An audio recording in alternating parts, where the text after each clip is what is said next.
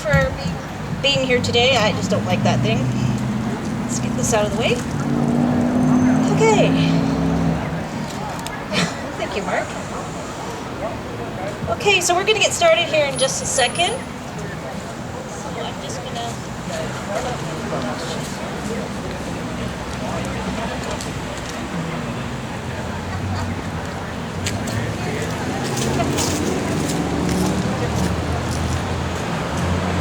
Okay, so thank you everyone for being here today. Today we're talking about want to vote with a clear conscience.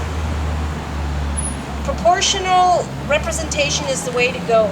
A lot of people don't even think about the fact that how our votes are tallied, are not vote for vote, tally for tally. What they do right now is called first to the polls, so it's not very representative of what people are actually voting. So today we've got a couple speakers who are going to discuss what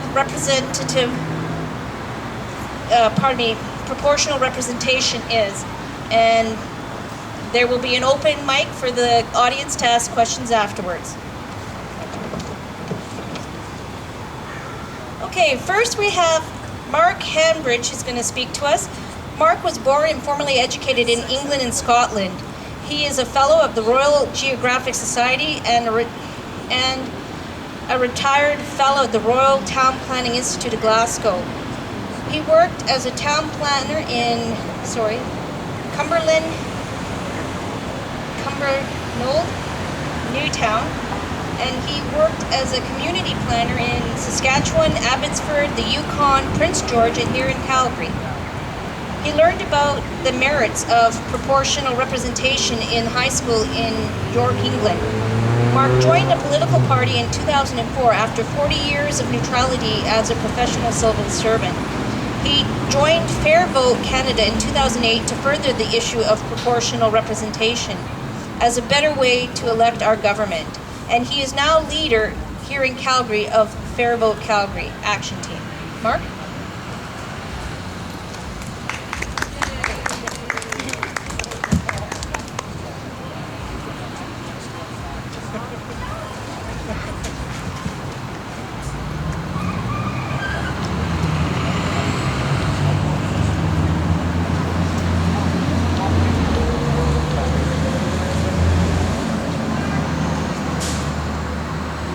Isn't it a shame when there are people of different heights and you have to reorganize the technology just to be able to speak? Do you want to vote with a clear conscience? Proportional representation is the way. And Fair Vote Canada wants to make sure that 2015 is the last unfair election. So what's the problem?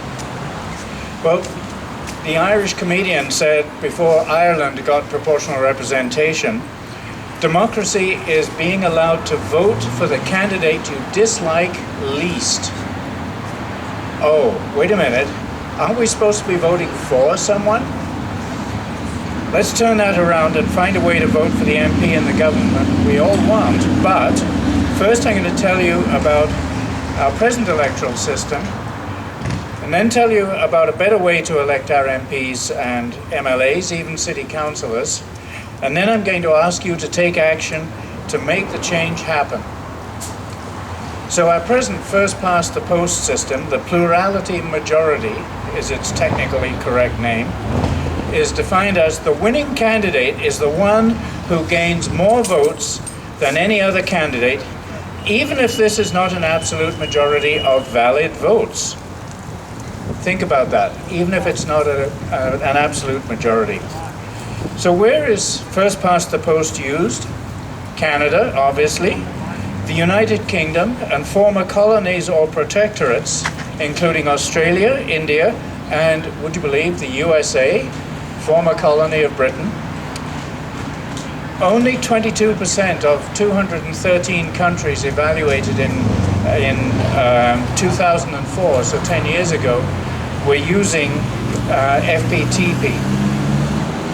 It's okay for two-candidate elections. So if I'm running against Janet, if I'm running against Janet, And you have the choice of voting. You have the choice between the two of us. It's either one or the other. But if Gabor were to join the party and say, okay, let's have three candidates, we could end up with 30%, 30%, and 40%, and I get elected, but more people voted for everybody else than voted for me. That ain't right. So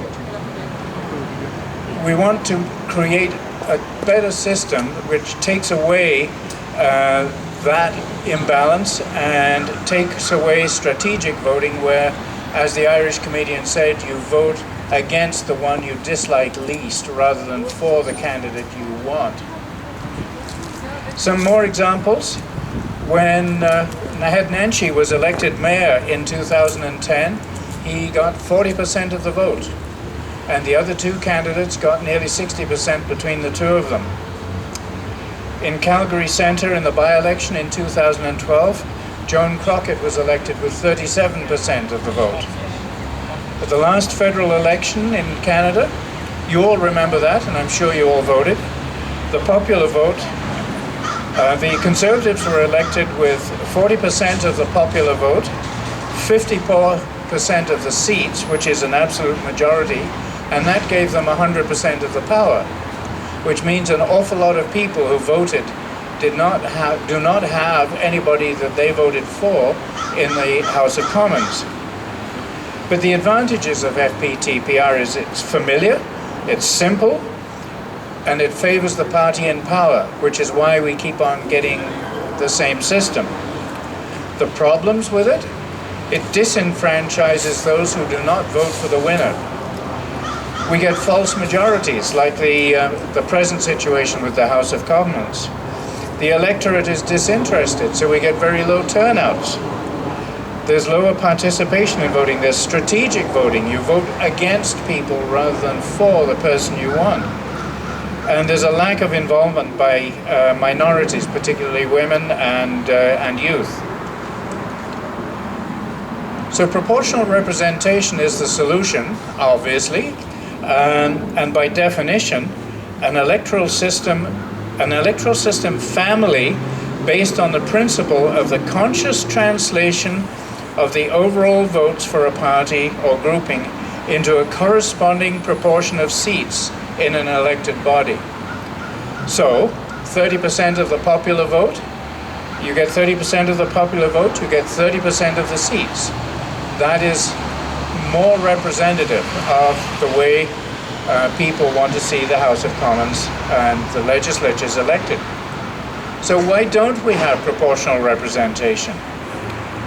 10 different commissions, assemblies, and reports in the past 11 years have unanimously recommended proportional representation. So why don't we have PR? For many years, it was well known that polls showed a strong majority of Canadians, around 70%, believe that the portion of seats a party wins in the House of Commons should reflect the portion of the votes they receive. For example, polls showed this in 2001, 2002, 2003, 2004, 2010, 2012, and 2013.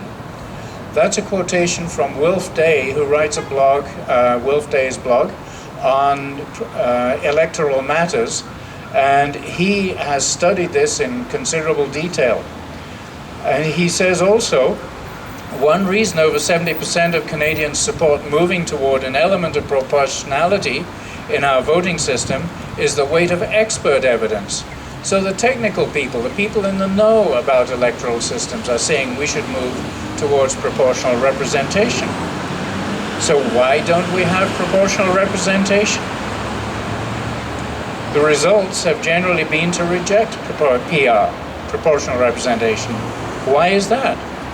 Well, skewed, biased advertising and public relations where the government of the day works to maintain the status quo. Ontario and British Columbia are two recent examples. They don't want to change from a system that works for the people who are in power right now. Governments in power set the bar for acceptance very high, requiring supermajorities of 60% or more. That was the level that was set in British Columbia. So 57% of the people voted in favor of a move to proportional representation, but the government had said, no, we need 60%. But wait a minute, if you've got 4 MPs, 4 candidates to be elected for the legislature or for parliament, they could get the MP could be elected with maybe 26% of the vote. 26% is a far cry from 60% or even 50% plus 1, which is all that's required under the Clarity Act for Quebec to separate from Canada. So the hypocrisy is just way too strong, way too outstanding. The people need to demand of our politicians that we move towards proportional representation. Lead Now and Fair Vote Canada polled in 2013 that the result was that 70% of Canadians want proportional representation. So we keep on saying that, but somebody's not listening, somebody's not hearing, and we need to move towards that.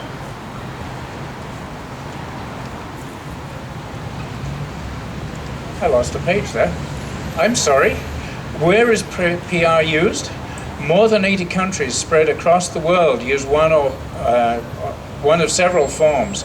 There are many forms of proportional representation. Some of these countries using it are Austria, and this is alphabetical order: Austria, Belgium, Denmark, Finland, Germany, Ireland, Netherlands, New Zealand, Norway, Sweden, Switzerland. So there are some 80 countries who are effectively using PR now. At less than the national level, Scotland, Wales, Northern Ireland, and Scottish municipalities all use proportional representation. And there are many more, but time is short. It's needed when more than 2 candidates are there when there are more than 2 candidates and a voter wants to express a preference. The advantages of proportional representation: the result is intended to reflect the popular vote. Parliament or the legislature better reflects the population. It stimulates interest in elections, producing a higher turnout. It encourages involvement by minorities, women and youth as candidates as well as voters. It eliminates the need for strategic voting. You can vote for who you want to be elected, not vote against a candidate. And there are several systems that have been tested over many years in other jurisdictions with varying degrees of success. The disadvantages of PR: it's complicated to design, but there are proven methods. We could pick one up and adapt it and use it. Small parties and outsiders or independents are not well represented, but they're represented a whole lot better than with proportional representation, with first past the post. And there are poorly designed systems which are often used to call proportional representation into disrepute. And Israel and Italy and Greece are 3 countries where their systems really do not work well. And it requires mathematical tabulation of the results. It's time consuming, you don't get instant results, and of course the television newscasters don't like that. They want to be able to announce the result and go home. We saw their frustration when things didn't go smoothly in New Brunswick a little while ago. So let's make the 42nd general election next year, this time next year, the last unfair election. And I ask you to sign the Declaration of Voters' Rights, demanding that we move towards proportional representation. And in the present situation, where we have by-elections in Calgary and Edmonton, if you happen to live in one of those constituencies, ask the candidates what is their position on proportional representation. I have done that. On the Fair Vote Calgary website, there will be a tabulation of the results of that, if we get any replies. And I'm confident that the Greens, who have proportional representation as their policy, will say yes, we're in favor of it. The NDP say they are, but they haven't demonstrated that yet. And the Liberals are beginning to move that way, but they've got a long way to go. And the Conservatives have a long, long way to go. So we want proportional representation. Everybody will benefit from it. And please sign the declaration.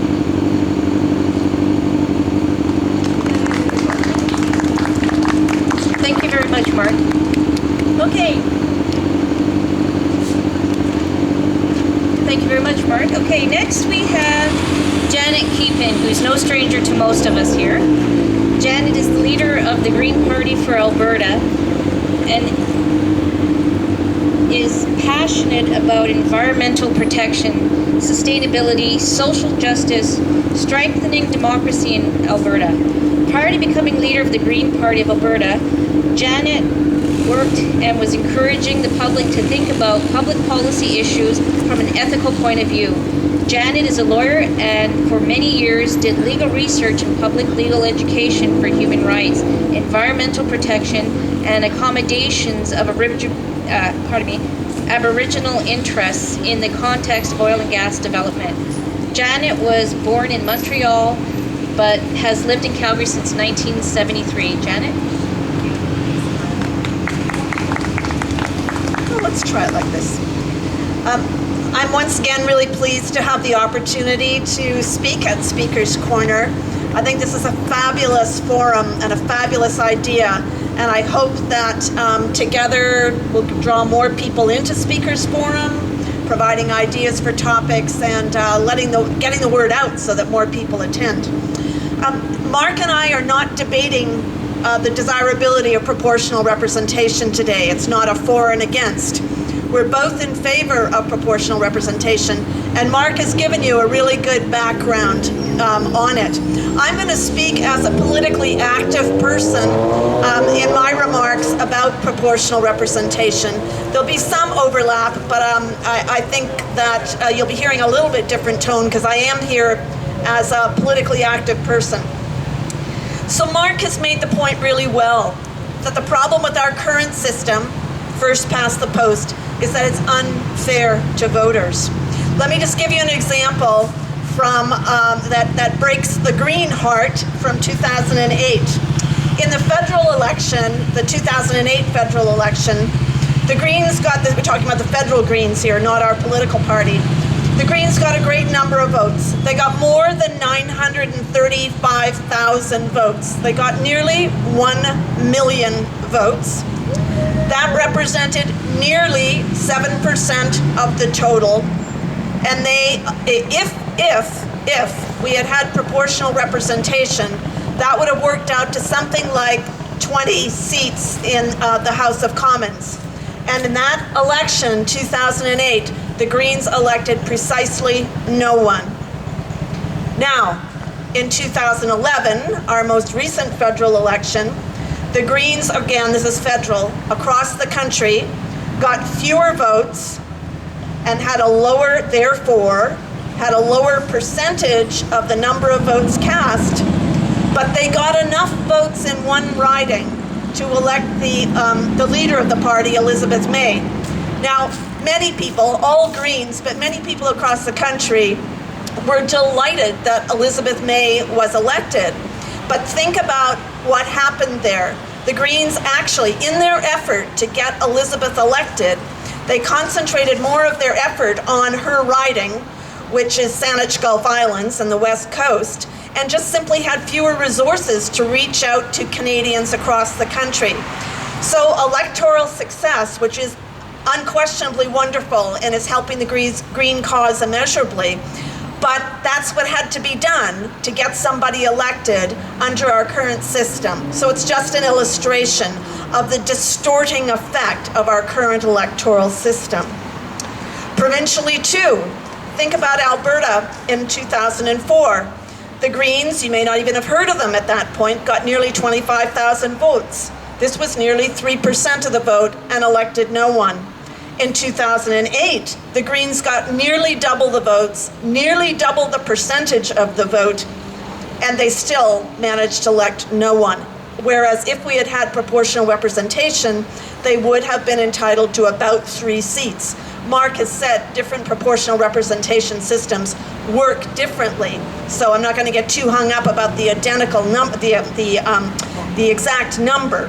But the point is that think how that feels when you're campaigning. You're more effective, you get more votes, you get a higher percentage, and you still elect no one. Now, I just want for any of you that are stopping by or listening to this, you're thinking, yeah, this is just all about the Greens and the NDs whining. This is not a problem only for the left or the progressive voters. Think about what happened in the last provincial election in Alberta. So our last provincial election was in 2012. And I'm not going to talk about any of the parties' results except the PCs and Wild Rose. So here's how the numbers broke down in our latest provincial election, 2012.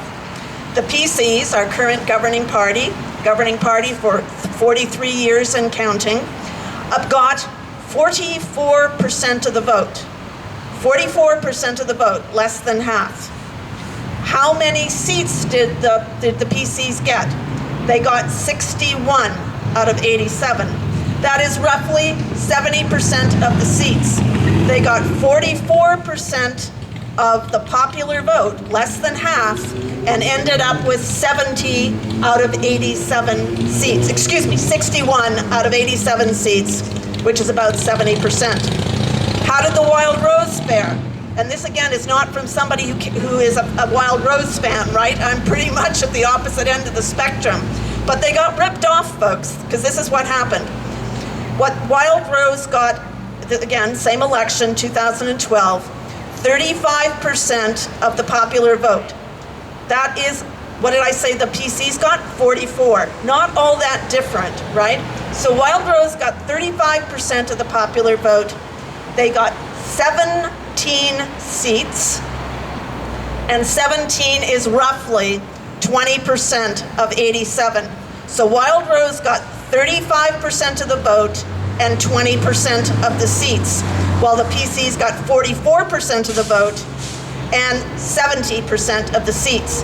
And this is exactly the distorting factor that Mark has been talking about, and the reason for why we have to get a better and fairer form of voting and of tallying votes. It does harm not only to the smaller parties on the left or the more progressives. Greens don't tend to think of ourselves as being left or right, but progressive. It's not just our problem. A very, very interesting factor, and I think people should think about this, is to take Mark up on his encouragement that you put questions to candidates and to parties. If you live in one of the by-election ridings, you can do it because people are going to be coming to your door over the next few weeks. Ask them what their position on proportional representation is. Particularly interesting is ask Wild Rose why they don't support proportional representation. I think I know why they don't, and that's because they just want to step into the shoes of the PCs and have that disproportionate power all over again. Otherwise, why wouldn't they favor proportional representation, right? But anyway, I'm guessing there. But I would encourage you to ask candidates and ask their representatives of parties why they do, or if they don't support PR, why they don't. There's something, again, I want to give you another example. There was the recent election this year, just in September, in New Brunswick. And it was very, very close between the Liberals and the Conservatives in New Brunswick. But very interesting is what happened to the Greens and what happened to the New Democrats in that particular election. And let me just tell you, the New Democrats got about 13% of the popular vote in the New Brunswick election of this year. The Greens got half that amount. They got about 6.6% of the popular vote. But because of our system of first past the post, the Greens elected somebody. They elected David Kuhn, the leader of the New Brunswick Green Party, and the NDs got nobody elected. Now this time round, just as compared, I should note, both parties, both the Greens and the New Democrats, would have fared better under proportional representation.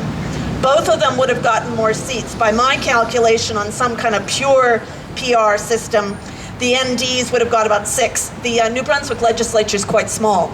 They would have got about 6 seats. The Greens would have gotten 3. So they both lost out. They were punished by our first past the post system. But actually, the Greens got half the number of votes of the NDs and still elected somebody. Why? Because their votes were concentrated enough in one riding where their leader was running, so they could elect somebody. It's just wildly distorting. You just think about how it's unfair all around, and it's not an issue just for the left or progressives. I wanted to say one thing. Mark alluded to the fact that in all of us that have ever talked to anybody about proportional representation, people will say, oh my God, proportional representation, just look at the Israeli parliament, just look at the Italians and so on. One of the things that is done first of all, let me point to some of the well-run countries that use proportional representation. I would think if Canada should always be looking to the Nordic countries, that is the Northern European countries, which have a high standard of living, high literacy, high level of human development, peaceful communities where lots of good things happen. They all have proportional representation. And one of the rules that they have in effect, I checked on Norway and Sweden in particular, is that they set a bar. If your party doesn't get at least 4% of the vote, then you're not going to have any people elected. And that's one way of avoiding the Israeli problem. One of the Israeli problems is where you get a whole bunch of tiny, quite extreme parties with one or two or a small number of seats, and they hold the larger parties hostage with their representatives. Let me just say, as I close here, one of the things you'll often hear that people say when they're criticizing our current system is that so many of our votes are, quote, wasted, unquote. And in some sense they are, because as Mark has shown, and as I've been trying to show too, a whole lot of our votes don't end up electing anybody. But I find it really a discouraging way to talk about voting. You're doing more than one thing when you vote. Yes, you're trying to elect a representative for the area in which you live to represent you, but you're also expressing your point of view. So if you're a Green supporter and you go out there and you vote Green, it may be a while before we elect people in Alberta. I hope it's soon, but it might be a while. But you're there on record. Your vote is tallied for the Green, and that says that you stand for something. You stand for a more sustainable green future.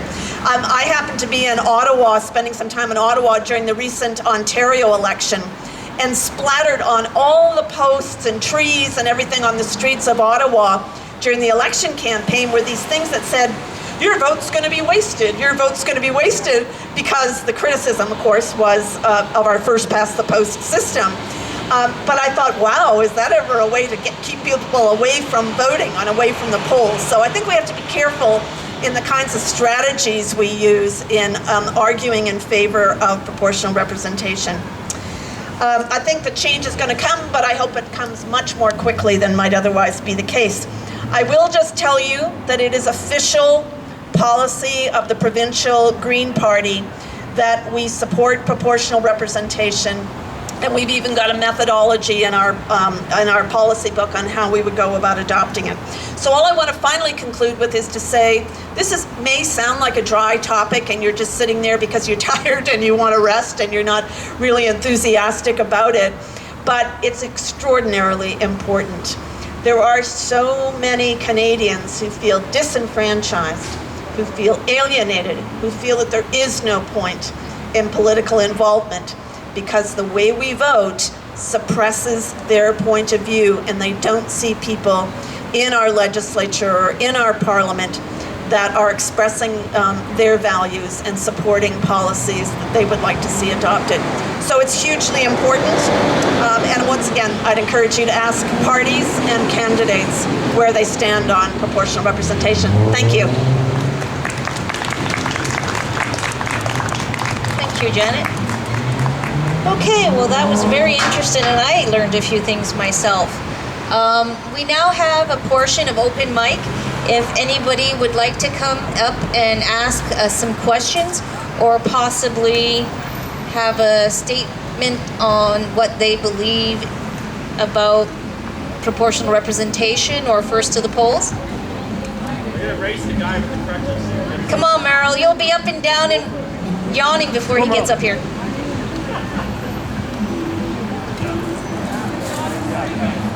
Well, Janet will be surprised because I'm actually somewhat in agreement. And this comes from someone that has run for office. I've run provincially, I've run municipally, I've never run federally. Municipally, probably if this system was in place, I probably would have been a councillor in Kamloops. I got a pretty sizable vote there, but it just didn't make it. I guess one of the reforms that needs to be done, and a National Post, which many in the Progressives don't like, but it was actually an interesting article about our current system federally. Because really, in much to my chagrin, this has happened as a Conservative even, I don't like it. It's become party politics. The amount of democracy in the House of Commons right now, and again, you'll probably be surprised I'm saying this, is little. The backbench is left to be silent. They're left. Joan Crockett, who I know, has been putting on her page several times when she gets up at question period. But the only thing she's allowed to do is ask a minister, can you please tell us how good unemployment is in our country right now? It's a softball. That's the only thing she's allowed to do. And I said to her, don't you find that humiliating, Joan, that you did all that work just to get up and throw a softball at a minister? Of course they're going to come back, well, thank you for that question. Unemployment rate is very high. I mean, unemployment rate is very high right now. We're doing very well. And thank you, Joan. It's embarrassing. Another member wanted to bring up a motion in the House of Commons on the issue of gendercide, which is female selective abortions, where the abortions are carried out because they don't want a woman child. The whip of the Conservative Party actually prevented the person from getting up and speaking and introducing the motion. The ruling later on was that actually that whip was actually out of order, that it was up to the Speaker of the House to decide when or who could get up. So what is happening now is political parties are deciding who can get up and speak, what they can speak about, and when they can even speak about it. You will very rarely see anything happening in the bench of the ruling party right now. And I find that disappointing, because these people were elected ultimately to represent their constituency. And it doesn't matter, and the NDP and the other parties can say it, Jack Layton whipped his vote on the same-sex marriage bill. All parties, all three political parties, the Liberals, the NDPs, and the Conservatives, all do it. And it should really only be a whip when it comes to the issue of the budget, because your government is going to sink if you don't support your own government's budget plan. But other than that, and it's also quite fearful what Justin Trudeau has been doing recently on an issue that has been a social conscience issue ever since the Supreme Court ruled on it, even before, on abortion. Justin Trudeau has come out and pretty much said that you are not going to be an MP in my government unless you support my position on abortion. And that again has ruled out a whole bunch of Catholic members of the party who had joined long before and are saying, well, where do we fit in now? We joined your party with the expressive idea that we could actually express our view on pro-life. And now they're being told, well, you're really not that welcome anymore. Pretty much you might as well resign. He hasn't come out and said it. But it's really, I mean, they can't speak on an issue that is dear to their heart. So I think there needs to be that change. I guess my only concern, though, and I didn't know about the 4% issue in Israel. Well, not Israel, in Norway and such. Israel does have a situation where a lot of the smaller settler parties and such do hold Netanyahu to account and have threatened to bring down his government. Without that 4% issue, you do have a worry of getting either a very far left organization being elected, or like in Greece, which is happening, and in Germany even, the very, very far right, the neo-Nazi parties. And even if they get in with 2%, they can get another party to support them, and suddenly their 2% becomes 5%. So I would agree that at least to set it at a bar of about 4%, which would disallow, I hated to say, very far right and very far left parties from coming in and actually at some point being able to take over the parliament, or at least hold it hostage. No, I'm done. We're going to let the old man with the crutches come up here. Thanks. Okay, and we're going to have one fast rebuttal from Janet. Do you know, it's relatively easy for the federal Greens to say they don't whip their vote when they've only got 2 MPs. Greens do talk that way, and so far it's working that way, but of course it's a very small, tight little group. So we'll see how well that holds when there are more Greens. I did have an occasion, a very pleasant occasion, a couple of months or so ago. I just was talking to, had an appointment with Giancarlo Carra of Calgary City Council. And it was very animated, flowing, open, just great conversation. And I stopped and I thought, I wonder whether if he were in provincial or federal politics, as opposed to municipal where there aren't parties, whether he would have been speaking as freely as he was. I am in favor of party policies and party politics, but not the way they're practiced now and not with the rules in place that now. And just to add one more, we've been talking about the 4% cutoff in Norway and Sweden. Germany has a form of proportional representation that I particularly like, and there the cutoff is 5%. And I think that's typically what you see, that 4 to 5%. Thank you, Janet. The old man with the crutches. Our special guest, no, he couldn't do that. We don't want him to end up back in the hospital. Yeah, I was going to do that.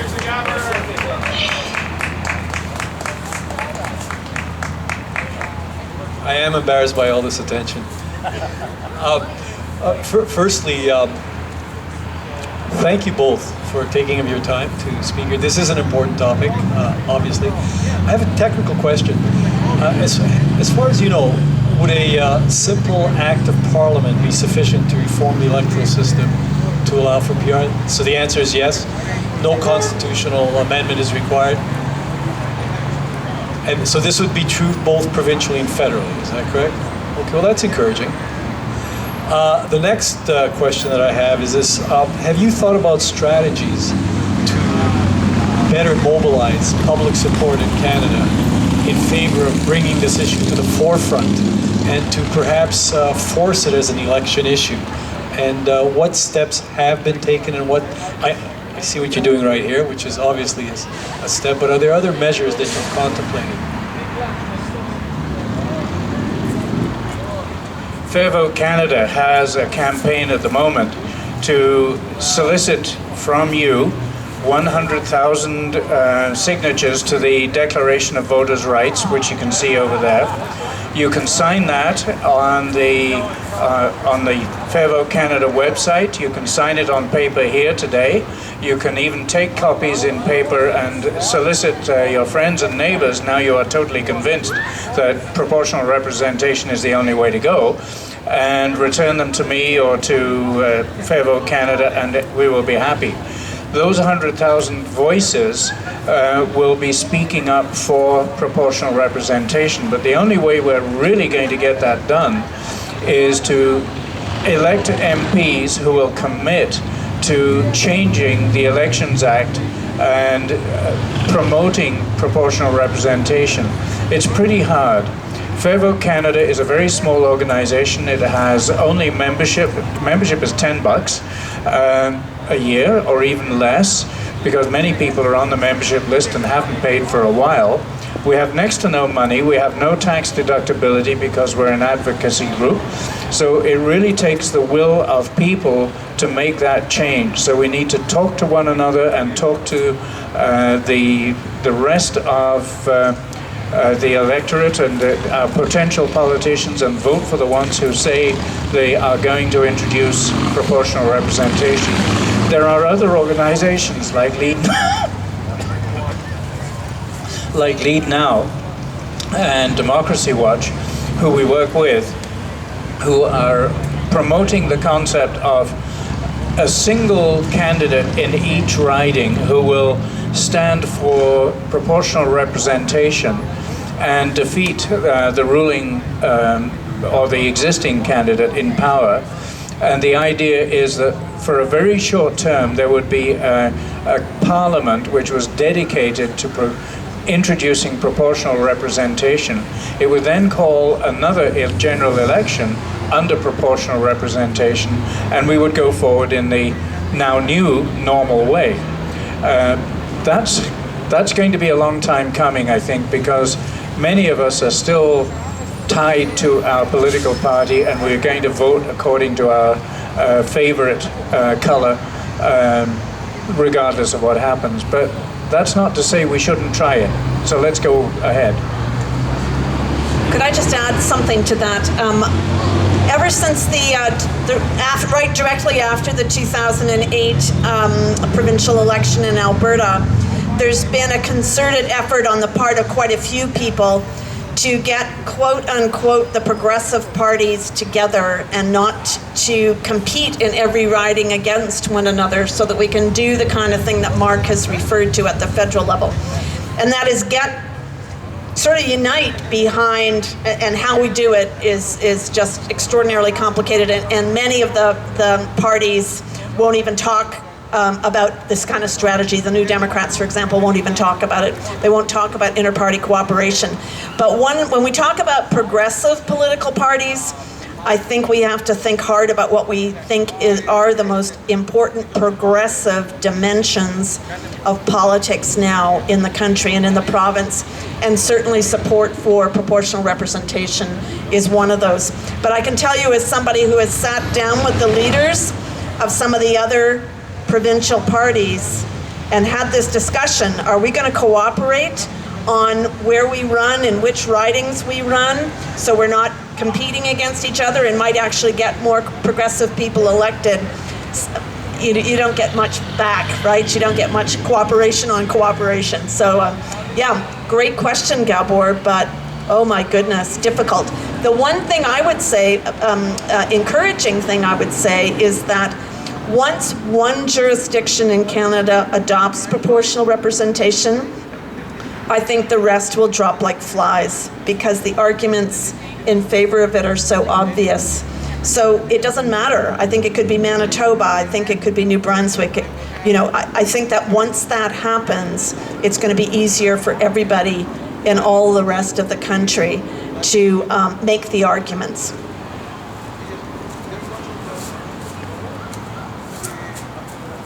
Thank you both for that. Just an unrelated postscript. In addition to my gratitude for taking your time and effort and speaking to a sparse audience, you should know that your talk has been recorded for all posterity, and it will be immortalized thanks to Mohammed Hassanin, who our dedicated videographer, who not only records these but actually posts them to YouTube.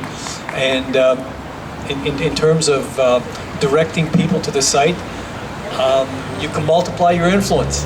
And I just wanted you to know that it's there. Thank you, Gabo. I did indeed look at the website, the YouTube site before coming here, so I knew what I was getting myself into. Question then for you, Mohammed. I got one of my pages out of order. Can you edit the tape so that we put it back into the right order if I give you the script? Even if I pay you? I don't think it's gonna happen though. Nice try. Speaker's Corner. It's spontaneous, sports and all. Yeah. Yeah, we love it. Okay, does anybody else have anything they'd like to say? Yep. How do you think? It would be interesting to know how this would play out federally with Quebec, because one side of it they could very well go for it. I mean, it would put the Bloc and Separatist Party in power quite quickly, on a low, well, pretty close. Maybe not in power, but in Parliament, anyways. Do you think this is something Quebec, because they are guaranteed a certain amount of House, well, not guaranteed, they're guaranteed to run for a certain amount of seats. Don't they have, they have part of they're not in the Constitution, but part of what's been happening is that Harper's been given a few more seats now recently to the west and such, and Quebec has opposed that, because Quebec has always been allowed to have a disproportionate amount of seats in the House of Commons. My understanding, isn't that right? Does anybody know, Gabber? Hasn't Quebec allowed to isn't federally, Quebec has been allowed to have a disproportionate amount of seats as part of the agreement with Quebec. Not guaranteed, but I mean, they have to get elected, but the amount of seats. And that they've been squabbling because Harper has introduced more seats coming into the west to make it more equal. Aren't they given There's okay. 3 seats on the Supreme Court of Canada, 3 judges out of 9 on the Supreme Court of Canada. Yeah. What about the House of Commons? They're entitled to a certain number of block of seats. Right. No, I mean, I don't think so, Gabor. I guess Gabor's a lawyer, I'm a lawyer. We ought to know definitively that, but I don't believe that's the case at all in the House of Commons. PEI has certain provisions which I think go strictly to the Senate, guaranteeing a certain number of seats to tiny little Prince Edward Island in the Senate. I think it's a minimum of 4. But the House of Commons is governed by the principle of one person, one vote. so that, well, I mean, theory, we've just been talking about the extent to which that's not true.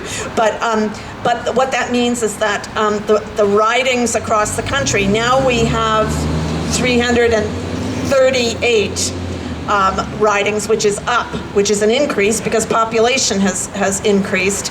And certain parts of the country, Alberta included, got more seats because we had more people. But generally speaking, it's one person, one vote, and the only significant deviations from that are in the north, where you have just these ginormous ridings, where it would be unfair, right? It would be just unfair. You'd probably have one person for the whole north of 60. So Merle, I'm going to look. I'm really quite confident that what I'm saying is right about the House of Commons. Quebec didn't like the fact that they were redrawing the boundaries and giving Alberta and BC, and I guess it was Ontario, more seats, but that was just it fell out of the demographics. It followed from population increase. And decrease.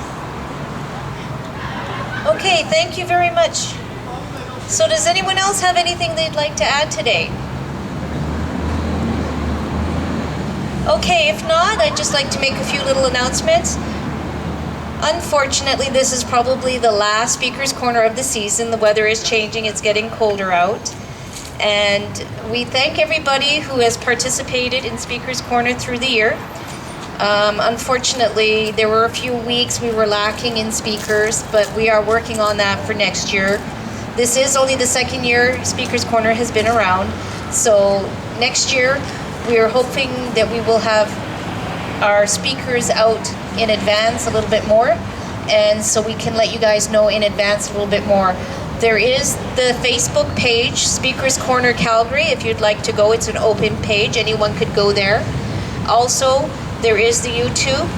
If you want to look up anything there, it is also under Speaker's Corner Calgary. And if you have any comments or concerns, you can always post something there. And myself, I am Dr. Bailey. I am the head organizer for Speaker's Corner. And Gabor Zinner, our old man on crutches, just had a double hip replacement a week or so ago, is the founder of Speaker's Corner in partnership with the Calgary Leadership Forum. So we thank everybody for coming out today. We're going to close with a little bit of music, and we hope to see everyone back here next June. Okay? Thank you very much, everyone.